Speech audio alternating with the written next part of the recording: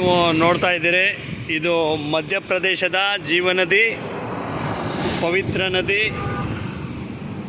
ಜೀವ ಜಲಚರಗಳಿಗೆ, ಮನುಷ್ಯನಿಗೆ ಮತ್ತು ರೈತರಿಗೆ, ಜಲವಿದ್ಯುತ್ತಿಗೆ, ಎಲೆಕ್ಟ್ರಿಸಿಟಿ ಉತ್ಪಾದನೆಗೆ ಎಲ್ಲದಕ್ಕೂ ಜೀವನಾಡಿಯಾಗಿರುವ ನರ್ಮದಾ ನದಿಯು ಮಧ್ಯಪ್ರದೇಶದಲ್ಲಿ ಹರಿಯುತ್ತಾ ಮಹಾರಾಷ್ಟ್ರ ರಾಜ್ಯವನ್ನು ಪ್ರವೇಶಿಸಿ ನಂತರ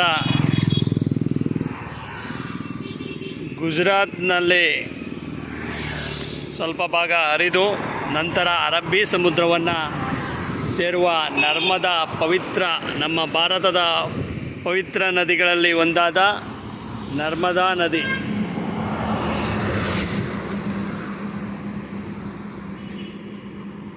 ಜಬಲ್ಪುರ್ 14 ಕಿಲೋಮೀಟ್ರು ಬಾಕಿ ಇದೆ. ಇದು ನರ್ಮದಾ ನದಿಯ ಸೇತುವೆ, ನರ್ಮದಾ ರಿವರ್ ಬ್ರಿಡ್ಜ್, ಜಬಲ್ಪುರ್, ಮಧ್ಯಪ್ರದೇಶ್.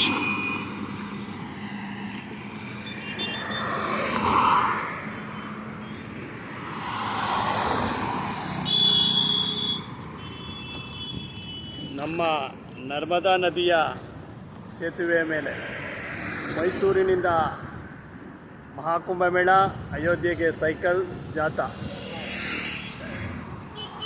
ಪರಿಸರವೇ ಉಸಿರು, ಪರಿಸರವನ್ನು ಬೆಳೆಸಿ, ಪರಿಸರವನ್ನು ಉಳಿಸಿ. ಜೈ ನರ್ಮದಾ. ನಮ್ಮ ಕಾವೇರಿ ತಾಯಿಯಾಗೋ, ನಮ್ಮ ಗಂಗಾ ನದಿ ಆಗೋ ಹಾಗೆ ಮಧ್ಯಪ್ರದೇಶದ ಪವಿತ್ರ ಪುಣ್ಯ ನದಿ ನರ್ಮದಾ, ನರ್ಮದೆ.